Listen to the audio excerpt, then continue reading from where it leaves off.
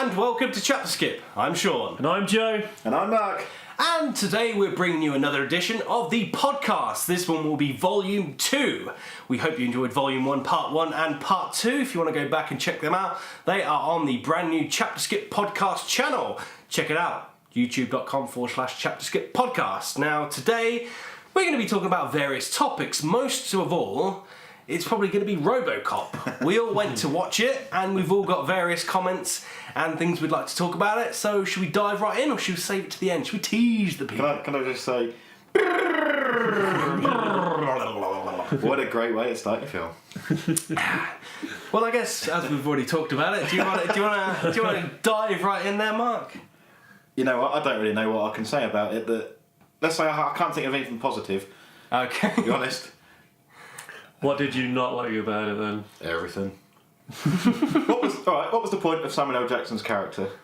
Well, yeah, that was something I was going to raise as well. Yeah, I get that he's there to kind of push the story along and to be that kind of Fox News, Bill O'Reilly kind of guy where they antagonise certain people and push politics in their way. Yeah. And it is more relevant nowadays, but yeah, it was kind of pointless, wasn't it? He'd done nothing. There was no need for his character to be in the film. Nothing against Samuel L. Jackson. I like Samuel L. Jackson, but it was like, we'll shoehorn him in, I think, just to have his name. Yeah, it's one of them things. It's like Samuel L. Jackson, amazing actor, and he played the part really well, but if you'd have taken him out, then the movie would have just continued along normally anyway. Yeah. And then, you know when when Alex Murphy became RoboCop... Oh yeah, guys, before we start, there's probably going to be heavy spoilers, so if you haven't seen the 2014 version of RoboCop, you might either want to sort of switch off or... Well, no, don't switch off. But we need the listeners. We'll try not to spoil anything. Not switch off, maybe skip forward a little bit until we're talking about something else. We won't spoil anything crucial, but to be honest, I don't think you're going to be missing on anything with it. Well, we'll see, we'll get into it. Anyway, carry on as you were. Right, well, everyone knows that Alex Murphy gets wounded majestically and then becomes RoboCop. Are we talking about the old version or the new version? In the new version. Yeah, it was in the trailer, wasn't it? Yeah. Goes to the car and gets exploded. But in this one, he does a little panic, run away, and he runs through some paddy fields. Oh, what? So it's RoboCop. RoboCop's now made in China. Well, like most things are. Yeah. I was about to see a little stamp with "Made in China" printed on him somewhere. I wonder if the action figures are made in China as well. Probably. Oh, yeah, that'd be nice. Well, yeah. And that whole thing was just ridiculous anyway. Like, you see the 80s RoboCop, and yeah, he was kind of bulky and clunky, but he felt real, and he felt sort of like he had some weight behind him. This RoboCop felt like he was a little CGI thing just running. I thought he was going to start doing like cartwheels and flips. He did a bionic leap, didn't he? He did a ridiculous bionic leap over that fence, and then he's just running through the field, and then Gary Oldman's like, shut down. And it didn't look good, I thought, at first. And then when they done the whole, let's make him tactical and black, you're like, wow, it looked terrible. Why? Yeah, why do that? I don't want to be RoboCop racist, but black RoboCop, it didn't look right. And then at the end they made him silver again. Yeah. Well, I guess it was that kind of thing. I think they're trying to play on like good and evil, like light versus dark. And it was like when he was light, it was kind of a new thing. He was the beacon of light for the town of Detroit. Or city of Detroit, and then like obviously Michael Keaton's character gets into it. He's like, "Nah, I want him black," and it's like, "Oh, he's going to the dark side." And then obviously at the end, everything happens. Blah blah blah. Hooray for RoboCop! And it's like, "Oh, we'll make him silver again." That's quite a good theory. I'm terrible at symbolism in films. No, I was thinking something like that as well. Yeah, no, just it's I don't know. There's quite a lot I could rip on with this film, but I'm not going to go too much into the whole remake thing because I do that often enough anyway, but I had a theory about the remakes because, like, I think it's the Asylum to do things like they've done Atlantic Rim, Paranormal Entity and all that kind of rip-off. This is the equivalent of what they do, but on a big budget scale. Yeah, essentially, but they've had the rights to call it RoboCop and they haven't had to go, Mech Cop or like Robo Policeman or, Robotic Cop. But I've decided the best way, I think, to do a remake is someone who's not seen the original film. Yeah. And it's just based on, say, the plot synopsis on the back of a DVD case, something like that. Because the shoehorned in references were terrible. Oh, yeah, I did The Dead or Alive, You're Coming With Me was... But in the trailer, they actually had it really good. And I noted, in our trailer review, there's a part where he actually goes, his gun comes out and he goes, "Dead or alive, you're coming with me." And then in the movie, he's like half dead and he's like, it's like, oh my god, you had one thing to say, RoboCop, And what he You said, couldn't even say it! and it was like, I wouldn't buy that for $1 or something. Oh, yeah, that was... Another shoehorned reference. And what about the Ed 209s and that? What do we think of Yeah, them? just a million of them. Yeah, did What we was the point? Did we like them or like, not? Ed 209 in the 80s version was a unique thing. Yeah. He looked badass and he felt and he was big. and he was like a baddie, you know, like a boss. And he had his little nephews in this. Was it EM 208? What, the little... Just robot people. Yeah. It's just like, the Ed 209s was just like, what is the point of them? They're CGI, they don't feel real, they didn't feel part of the universe, they weren't used properly. Like, in the first one, although the 80s one, they defeated an Ed 209 by him falling down the stairs, squealing. which is pretty funny in its own right. But in this one, it's just like, why? I know you're trying to make RoboCop look like a hero and stuff, and having him kill more than one Ed 209 is probably a good thing for him, but like, just having the 80s RoboCop kill one of them made it feel badass, made it feel right, it made it feel big. Whereas you shove about 50 robots, 50 Ed 209s, and he kills them all, it's just like, wow, brilliant. He's another one of those guys. Watered down as well, but not a single drop of blood that I recall. I think there was a little bit of blood. How many people did you actually shoot with a taser though?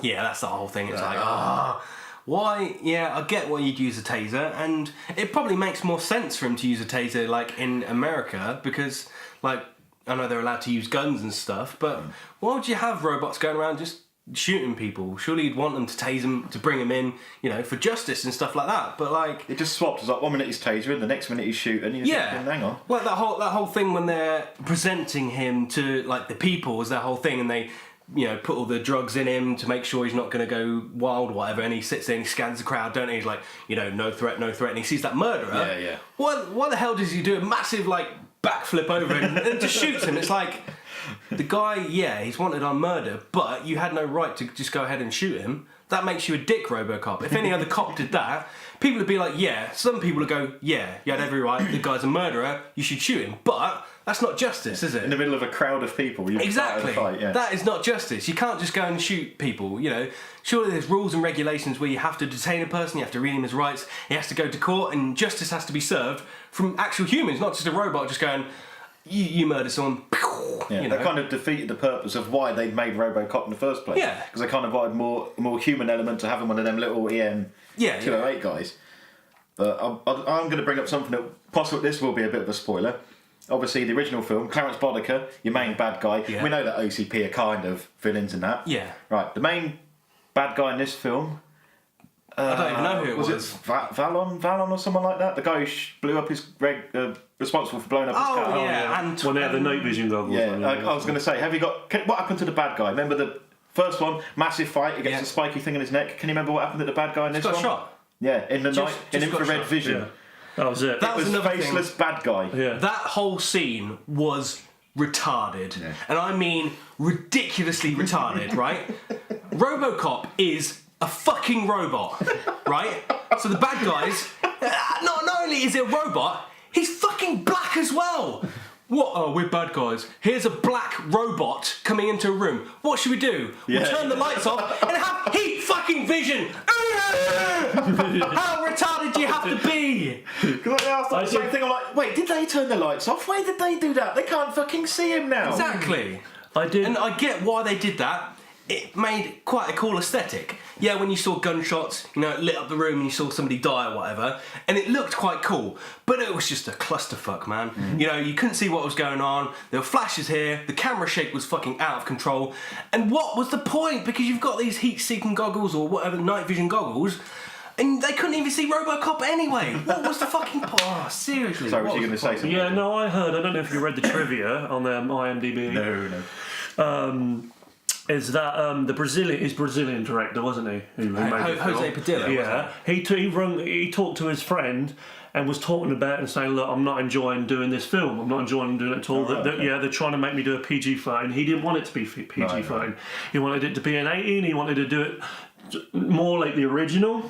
And he was just so not happy. And then and then they found out about this for some reason. I don't know how they found out, and he had to write a letter saying that no, he did want to do it this way and that, which is not true. You just look at the trivia people online on IMDb. It's kind of what happens when you get caught in with a big studio. You're kind of stuck by their rules. And any little thing he did, he said, they had a person there telling him, you know, so it was definitely a PG-13. It had to be. So that's what that. So I'm I'm defending the director in that sense. I am, but if I was him and the studio had such creative control over a project, I think I would have just walked. You would have took your name off and put, oh God, what's that name that they use when the director's disassociated himself from his project? I'm not quite sure. I've forgotten it now. There is someone will hopefully hear it. Maybe you'll leave a comment about down below. Please remind me. I forgot. There is a name that like Alan John Smithy kind of thing. But people, Joe Bloggs. There's a fake name that comes up. If you see a movie that's like directed by like Alan Not Smithy, John I think it is, Doe. or something. It's like the director's like, no, I don't want my name associated to this pile of crap 90% of the time. Yeah, well, if that is true and that is exactly what happened, I kind of feel sorry for the director, but then in another way, it's just a bit like, why don't you just quit, man? Like, he's made good movies in the past. I can't quite remember what movies he has made, but they were decent movies. It's like, just go and make your own, like Mark said. Just do what the Asylum do and just make your own kind of robotic cop, and surely it'll be loads better. You can put all the gore in you want. And it wasn't about the gore. The gore was never a big thing for me. It was always having a character that you liked. RoboCop is the main protagonist, yes? This RoboCop I just hated the whole way through. Like Alex Murphy in the original was, he was just a new guy. He comes in, he's been taken, he's been showed the ropes, and an accident happens where he gets caught and he gets blown to fucking pieces. He was a character straight away before he even came RoboCop. He had one human hand as well, didn't he? Yeah, we'll get to that in a second. Yeah. But 80s Alex Murphy was a fairly likeable character. You're like, there's a new guy and he's feeling overwhelmed and he's got a new partner and he's got to go and do all this stuff, and you actually like him. Joel Kinnaman's version of RoboCop was a dick from the moment you saw him. And I'm thinking, I know you're going to get blown up because I've seen it in the trailer. Yeah, you're going to become RoboCop, but why should I care that you become RoboCop? You're a dick.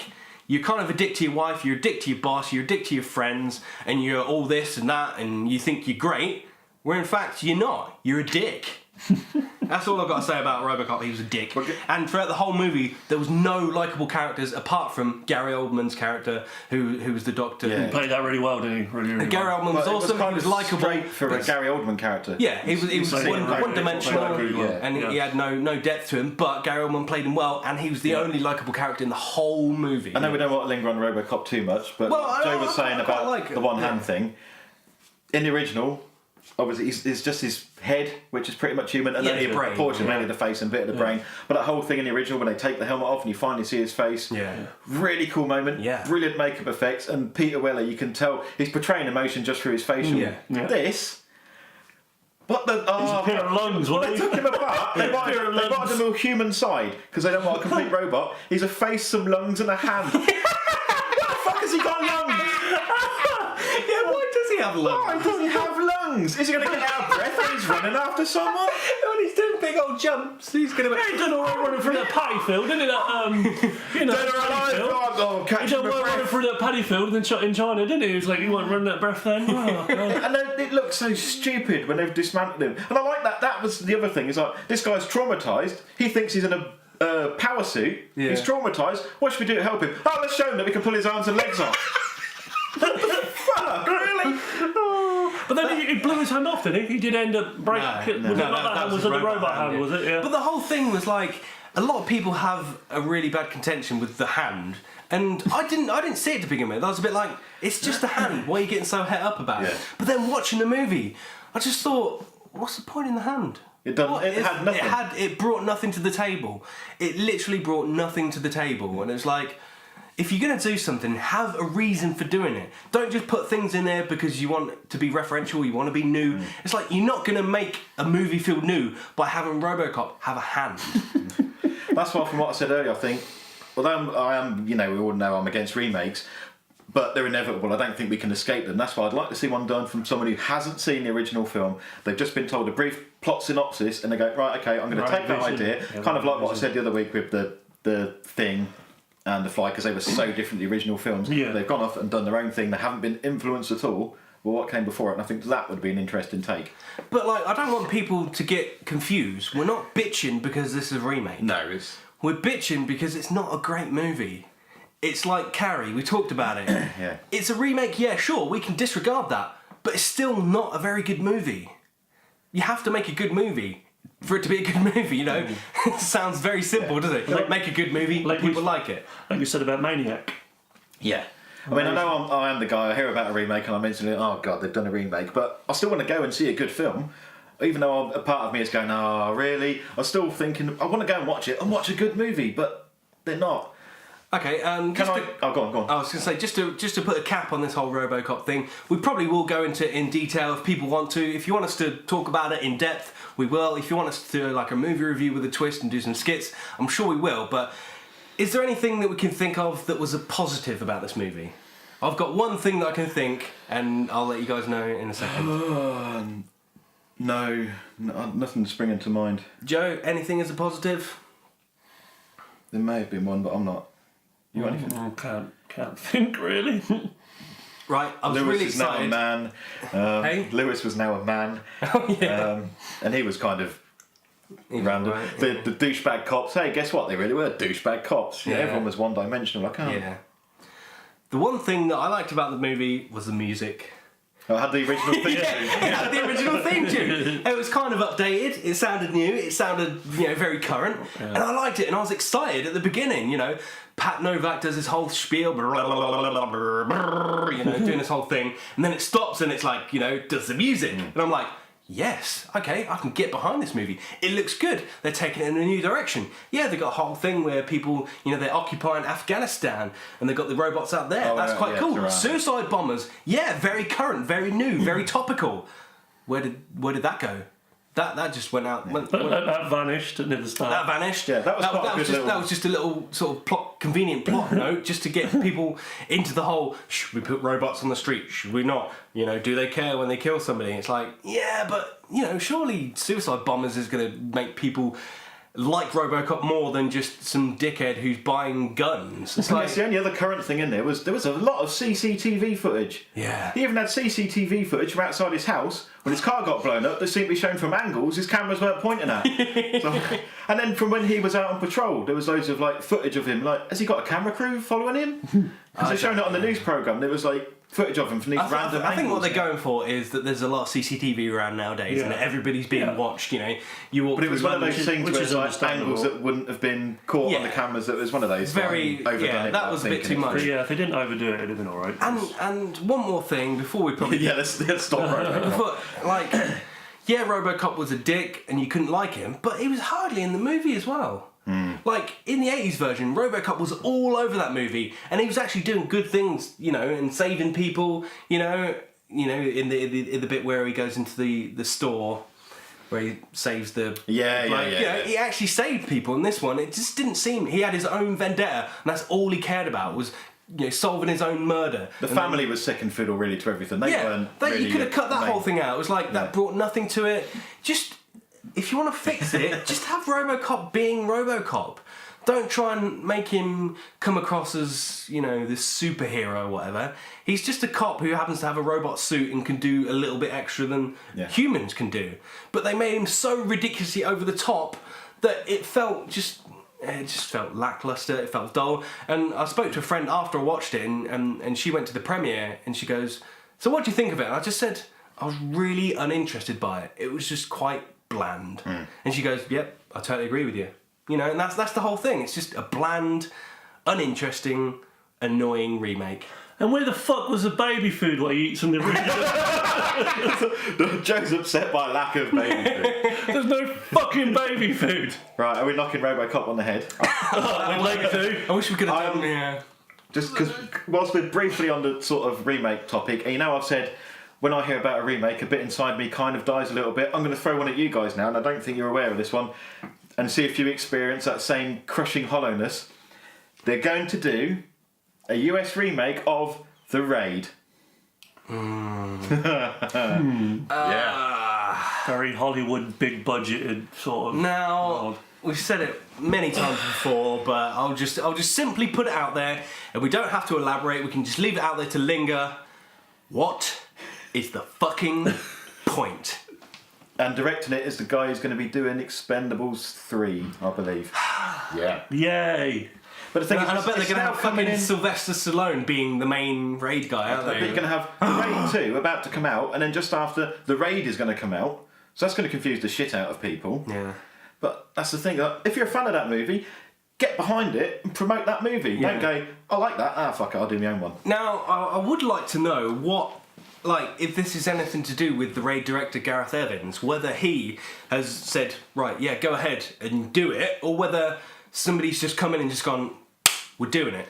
Whether you like it or not, whether he has a say in this or not, because I'd be really interested to know. Because if he's giving it the go ahead, then he's either gone, right, I'm doing this, I'm selling off my baby, so I can then go ahead and make even better movies, or whether somebody's just gone ahead and steamrolled him down and just said, we're doing it, you've got no say in it. Yeah, whether the rights have gone to the studio and gone, right, we're going to do it. I can't remember what studio was doing it now. All I can remember is, the director is the guy doing Expendables 3. Yeah, that I only really, read that, I think, this morning or late last night, and it was like... It's really disappointing because, like we've said many times before, we've done an old boy trailer, and you said, the movie's barely 10 years old, what's the point? Go back and watch the original, because the original's great. I haven't yet seen it yet, because I probably should. And you still haven't watched it? What's the matter with you? But you've heard from us that. I've heard from many people. I'm tempted to run home right now, grab the DVD off the shelf and thrust it. In the trailer review, you actually did thrust it upon me. Oh, I did? Yeah, and I still haven't watched it. You still haven't? To my shame. You need to hurry up. Yeah, I know. Any last thoughts on that, or should we just move on and hopefully talk about something more uplifting? Have you got anything uplifting in your little schedule there, Mark? I did go and watch the Lego movie with my daughter as promised. Yeah, we talked about this on volume 1 of the podcast. Yeah. And you was correct. I enjoyed it more than my daughter did. Yeah, it's very strange because it is a movie that's, a universal movie and it's predominantly for kids. Kids play with Lego, but there is that adult element, and I don't think kids got the story. No. I think they enjoyed it. The visual side of it, there's a lot going on, but I don't think they understood the story, particularly, which I'm not going to spoil, the bit at the end. Yeah. I don't think I don't know if my daughter understood that. To go, all right, she's 5. Yeah. And she, I don't know. If I question her about the story and what it was about, I don't think she'd be able to tell me. She couldn't remember many of the characters. Yeah. Other than Batman was in it, yeah. And there were kids behind. Sitting near the back of the cinema, I could hear them 20 minutes in shouting like, well, where's Batman? So they were kind of just waiting for that. Well, it's obvious that they did push Batman as one of the main characters. Yeah. And I thought Batman was fantastic in it. He had such...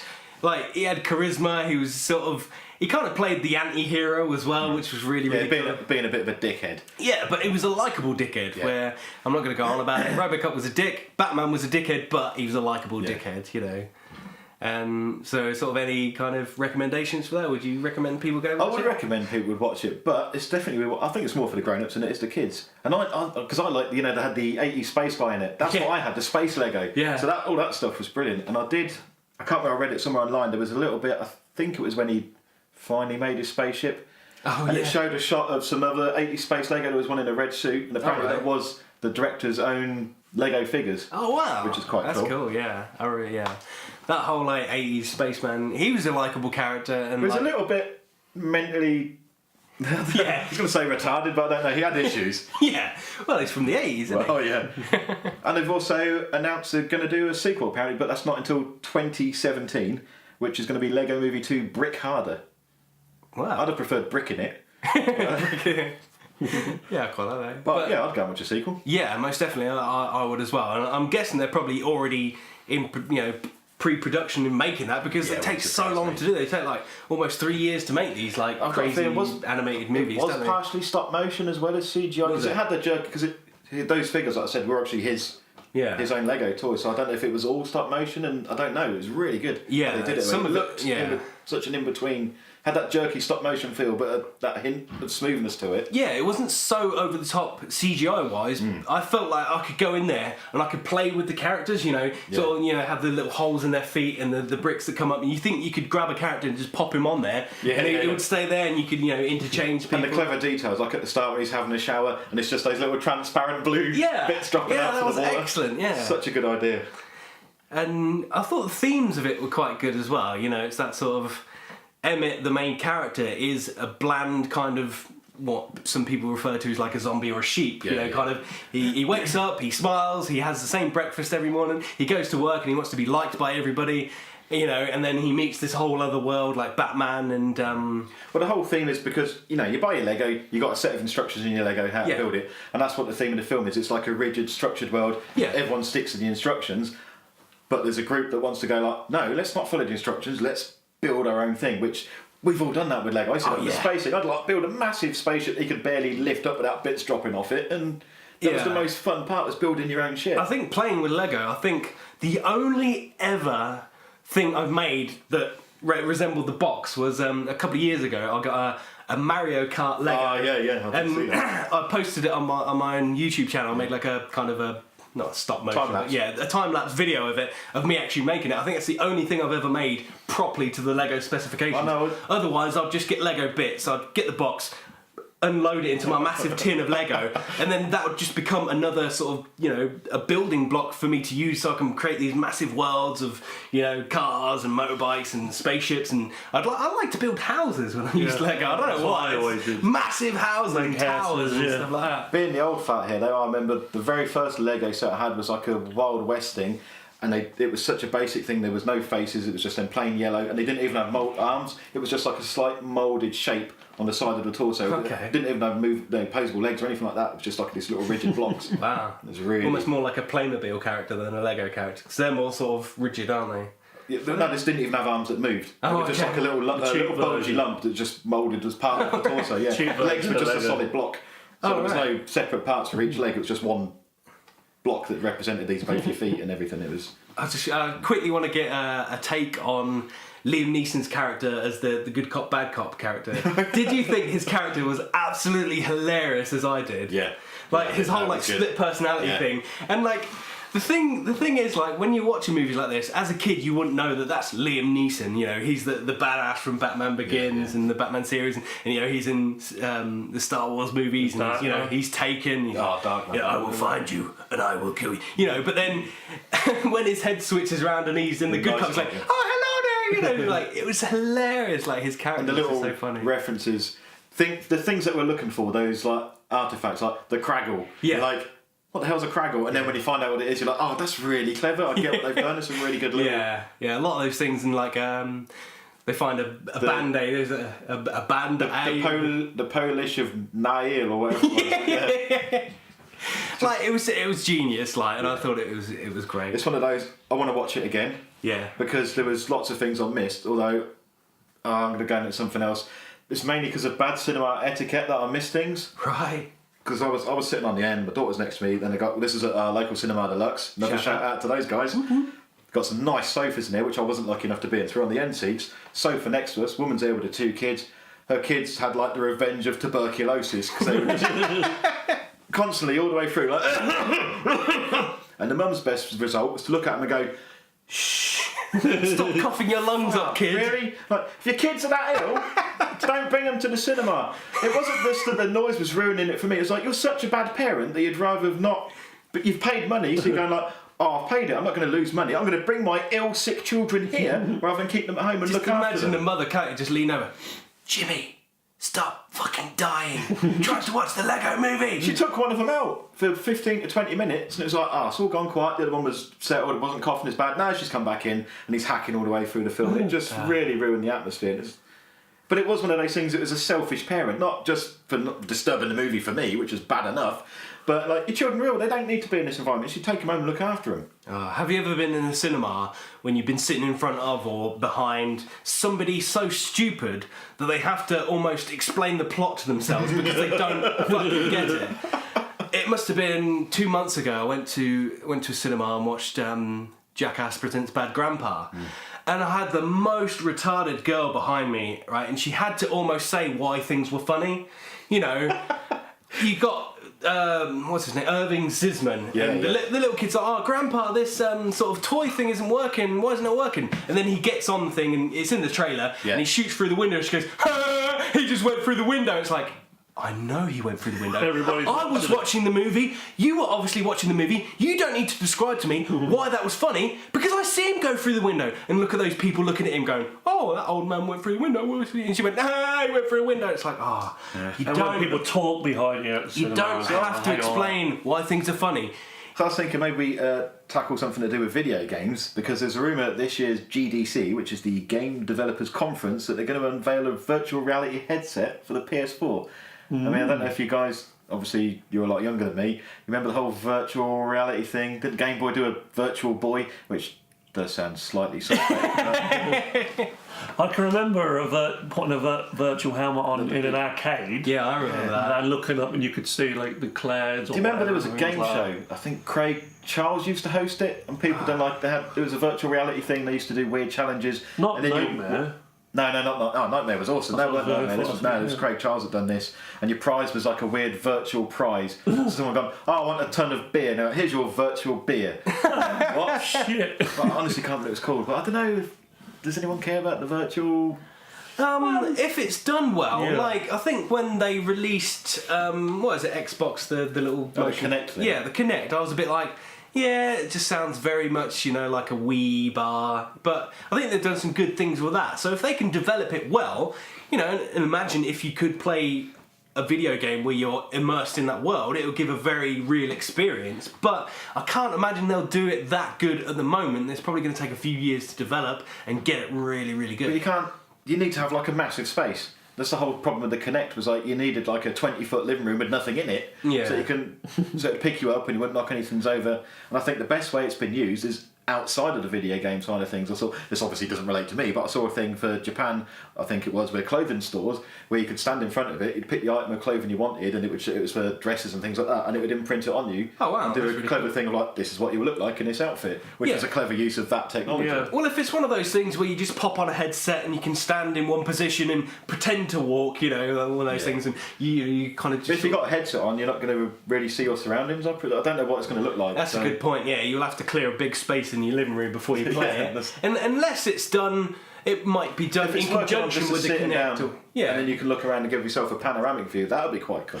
Yeah. I've seen on the gadget show where they stand on a thing what is like a treadmill, and while they're walking, but it moves. So when they turn on that, the treadmill it moves, so that goes. Oh, right, Yeah, okay. I've seen a thing like that. Although going back to what on you the said gadget show. about in the arcades, like I'm pretty sure we've probably both been on one when we've been Yeah. to like Hunt Stanton or something, and you sat in. It's like a ring, A ring, isn't it? a ring, yeah, so And you you step couldn't- inside the yeah. ring. So if you do like Oh, I forget remember, yourself yeah. and you do actually Yeah. walk, you know where your limits are. So they might do something to do with that, but that's going to be quite expensive, isn't it? It's With quite the a bulky helmet thing and for your everything. hands as well, so- If it's and what kind of games is it going to go for? Is it going to be very limited? Whether it's literally going to be like for things like Battlefield or Call of Duty or something like that, which I can imagine would be a great experience to be immersed in that world and Yeah. make it feel more real. Or is it just going to be used with those games, or are you going to be able to, I don't know, play? It needs to be, because when you look at when the Kinect come out, you sort of thought that's an intriguing idea, and you looked at the games that come out, and they're all kids games or Yeah. party Dance games. And you're games, like, yeah, yeah. I'm not really want to be interacting with a pretend tiger cub on my telly. Yeah. I want to be punching bad guys in the face. And when they've tried to do something like that, it didn't really work. Yeah, I think if they do it right, it could be amazing, and it'll be the next step in consoles and whatnot. But it's whether they can get it right, and it might be a case of they'll put it out, they'll do a couple of games for it, and it'll be quite good. But maybe 5-10 years down the line, it'll be something that's probably a standard. People will be sitting there in the living rooms with a headset on. Well, they do nowadays with a headset, but something yeah. that will come across, like a little visor or something like that, so they can sit and be immersed, with holding a gun, and then probably not so much walking. Maybe there's another function for that. Maybe there's some sort of controller or whatever to make you walk forward, or Yeah, so it goes with the controller to do your movements, but then the screen is in the helmet. Yeah. So you can then look around. Whether so that'd be so fun. it's not like, because I'm pretty sure like the Nintendo Wii's created quite a bit of catastrophe in people's homes by like people accidentally throwing the Wiimote or like swinging for the tennis game and hitting things off their shelves and stuff like that. It might create that kind of chaos if it's an all-encompassing headset. Whether it's There'll be some man wanders into traffic whilst playing Call of Duty. yeah, thought it was so real. Yeah, something like that. But the thing is, the PS4's a new console, and there's suddenly going to be. I mean, if we were announcing it's going to be this year, that's going to be here's an expensive bit of kit when you've only just forked out 400 quid. Yeah. Yeah. I mean, we can't afford the new bloody console, so Not at all. I'm going to be sticking with the trusty 360 for a good many years. I think yeah. we're Yeah. of the opinion of like, we'll wait for things to come out. Yeah, yeah. People will get over and they'll bitch about it, and then upgrades will happen, and then a couple of years down the line they'll start selling them for cheap. That's when we'll jump Yeah. on the bandwagon. Like, all these people that have bought a console straight off, they're my beta testers. Yeah. Yeah. Thank you, everyone. You're That's checking true. these machines out for me, so that when I get one, hopefully it'll be the right choice and it'll be fully functioning, no faults. The best games to buy, and you'll know the games not to buy. It'll be cheaper. Exactly. One final topic I just want to talk about. We talked on podcast Volume 1, Part 2. You talked quite extensively about TV shows and stuff like that. Has anyone followed up on there, what they've been watching or wanted to watch? I know obviously Preacher hasn't been made just yet, but there was certain things. Have you got any further on? I got a retweet from the Preacher AMC Twitter page. They wanted to know he had put as a cast member to play the role of Arseface. So I suggested that as Seth Rogen is attached to the project, perhaps he'd like to work with Michael Cera again, and Michael Cera would be Arseface, and they retweeted that out, so nice. I'm quite happy about that. Well, imagine if they do cast Michael Cera as Arseface, you'd be like, wow, credit. Well, yeah. Executive producer, Mark Green. Well, I've finished off watching Gods of Arena, the Spartacus prequel, so I'm ready to sit and watch season 2.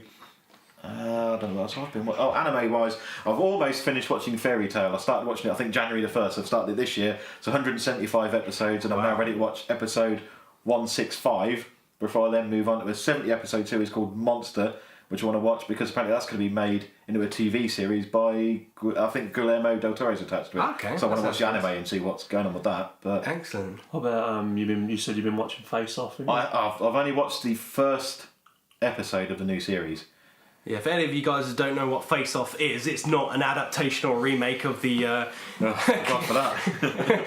the Travolta Nicolas Cage movie. I really like that movie, but yeah, that's another podcast entirely. But Face Off is a TV series on Sci-Fi in America where they get sort of probably 12 to 15 makeup artists. They come in, they have tasks to build sort of monsters and creatures and stuff like that, and it's something that we're all into. It's very sort of a kind of a movie-based thing, and we like creatures and monsters in a practical effects environment rather than CGI. They're not doing it on a computer and they're not sort of designing it, to be in a CGI world. These are creatures that you can kind of touch and interact with, and they have actors inside it, and and sometimes they have special guests on it, which is really cool for the nerds like us. And they've just started, I think it was in January, season 6 of Face Off, and I've just caught up to episode 6 of season 6, and I thoroughly recommend. Every Face Off season has been fantastic, but I think last season was a particular highlight because they had a few people come back and a few newbies. But if you're into that kind of thing, if you like sort of, it's a game show in a sense. It's a contest between people because they're vying for the number one spot to win like $100,000 and a car and a makeup spot. If you kind of think like an X Factor final where you've got your last group of people, but instead of singing some homogenised approved bollocks, they've been told this is your task. Like the first one was Beauty and the Beast. So like, here's the woman who's going to play Beauty. You got to pick one of these pictures, which is a castle setting. It could be a futuristic one. It could have been a medieval castle, and you've got to create prosthetic makeup on a human so they look like the Beast that ties in with this actress and this castle setting, but it's free reign. Go do whatever you want. Yeah, and it fits in with movies because the judges do judge the makeups on their ability to function within the movie. Whether they look good on screen. Whether there's any sort of bits of flesh coming through, or whether wardrobe fits, and whether the actor can emote through the makeup as well. So it's very sort of intense, and I really, really like the show. I think it's I haven't only seen the first episode of the new season. I haven't got any clear. No one's really stood out yet. I did like the ones that won the challenge. The face sculpting they done, and like their beast was like a merman. Right. Really, really good sculpting work. But I like the guys who go kind of outside the box. I haven't seen anyone do that yet. Well, there are a couple of them that I've watched so far, and I've got my eye on probably 2 people. Is it the woman who done effects for Sharknado? It's we'll leave it there. Effects on Sharknado. Was there any effects? Probably show a prop shark head. Yeah. Oh, Jesus. Maybe she just came in and just put some blood on some people, but I can't remember there being any fantastic effects in Sharknado. I would like to say it's not a TV series, but it's a documentary what I watched, what you recommended me. Right. And that was Nightmare Factory. Yeah. And that was really interesting, and that sort of leads on from the whole Face-Off thing, but obviously it's about the K&B team who rise to fame in the... Would it be the 80s or the late 70s? 70s, 80s. Late probably rose to fame more in the 80s, but things like Evil Dead 2 and that's really interesting about the horror effects and the gore, and I love all that sort of stuff. Because Greg Nicotero of that is obviously he does a lot of the makeup on Walking Dead. Yeah, that's it. And it shows you like what they're up to now and what they've done. It goes through that, but that was really interesting, and I think you're gonna. It's on my watch list. Yeah, I need to sit and watch it. Hopefully this week. And for those of you out there who subscribe to Netflix, you can go ahead and watch it on there. It's called the Nightmare Factory. Yeah, very similar. Well, it's sort of what spawned these TV shows like Face Off, isn't it? These people came in and they were the pioneers. You know, you got your Greg Nicotero and Howard Berger. Tom Savini, Howard Berger, etc. And they often make appearances on Face Off. So it's not like a show that's sort of very left field of that whole thing. It's very encompassed within the makeup and the effects world and stuff like that. And it's great. I might be the grumpy guy though. The first one of the new season of Face Off, the special guest was Stephen Summers. Right. I asked the guy who done the Mummy and Van Helsing. Yeah. Well, they don't often get great guests on there, but it's just well, like, you got one to look. His best film was his first one. He done that. You've seen Deep Rising. I don't know if you've seen that, Jay. I think I have. It's got Treat Williams in it. Who?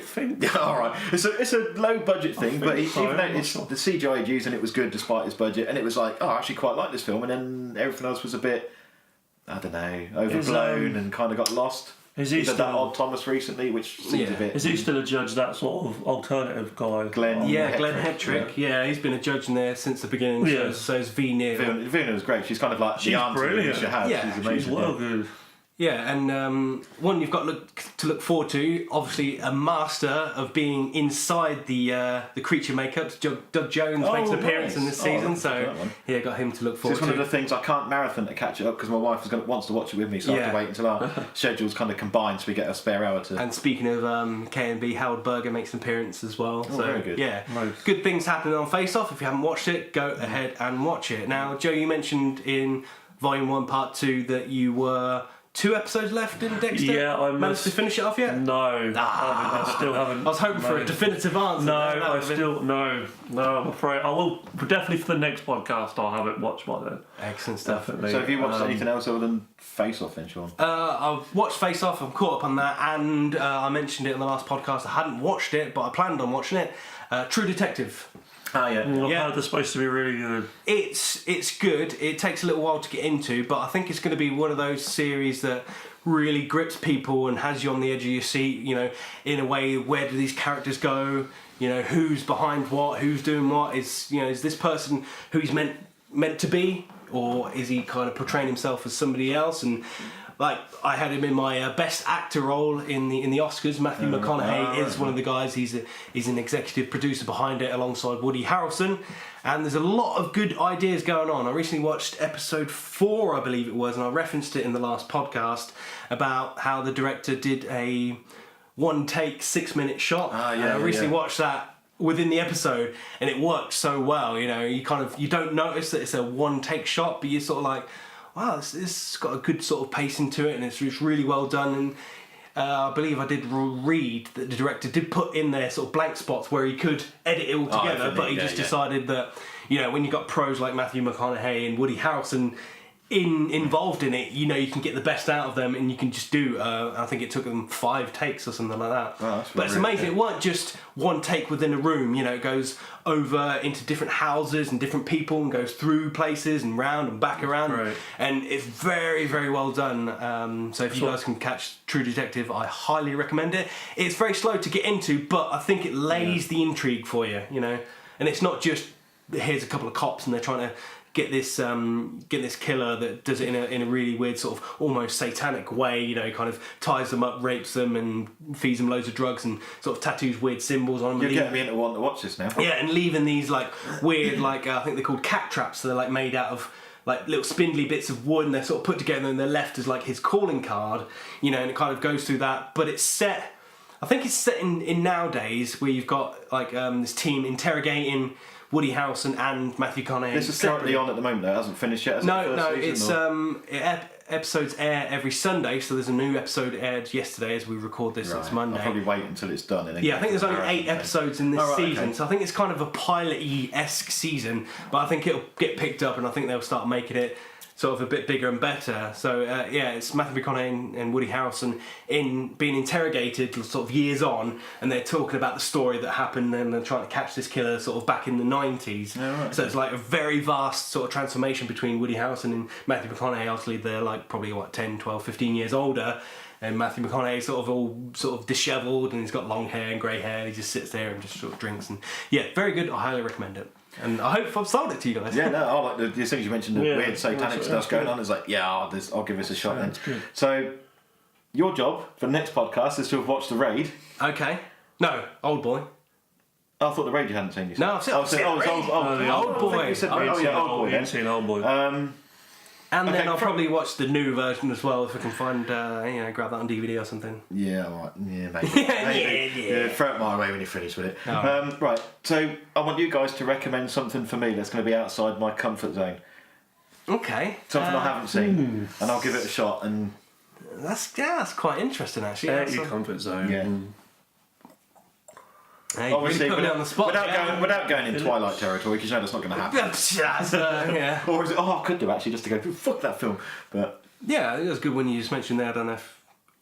Did you say Captain Phillips? Yeah. Yeah. Saturday.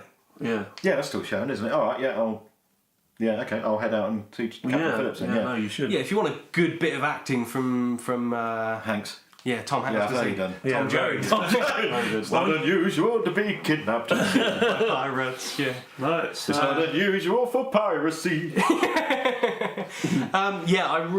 I wasn't sure what to expect because we did a trailer review of it, and you said you're more of the kind of person that likes to suspend his disbelief in the fact that you like more, I'm not made into up the whole stories. true story kind of thing. Yeah. But yeah. I think the fact that this was a true story really, really gave it some heart and really sort of hit home, and you sort of think, wow, this guy actually went through this and he managed to, do all the things that he managed to do, and then at the end there's a particular scene, which I'm sure if he's not, I'm surprised was he nominated for an Oscar for that? I'm not sure, but he probably should have. There's He's an like amazing actor, one right? piece of acting in that, and you just like, your heart goes in your throat, and you're like, whew, Tom Hanks, 'cause you're I kind very of- good. I kind of realised that statement I made about not being into true stories wasn't entirely correct, because then Aftershock, not the one that you're thinking of, the Eli Roth thing, there was a Chinese one about an earthquake, and I sat and watched that, and because that was based on a true story, that kind of hit home more, especially a bit at the end. You got a wall of all the names of all the people that died on it, and there was a guy who does Survivor just on his push bike walking past it, and that really, I was like, shit, I'm actually starting to well up a bit. It was like, can you stop showing me the wall of all these people that have died? So actually I think I do like them to a certain extent. So I'll give that a go. Sort of films, I do. Yeah, I think you have to have a good balance. Yeah, if they do it well. If it's done well, then they do hit home. That little extra that would be like, oh, some guy just thought of it in his bedroom. Hey, I'm going to have a couple of characters do this and this. Yeah, That's how we do our things. Yeah, well, it can hit home, but when like this particular person has gone through that ordeal or this story, you're just like, wow, yeah, okay, very good.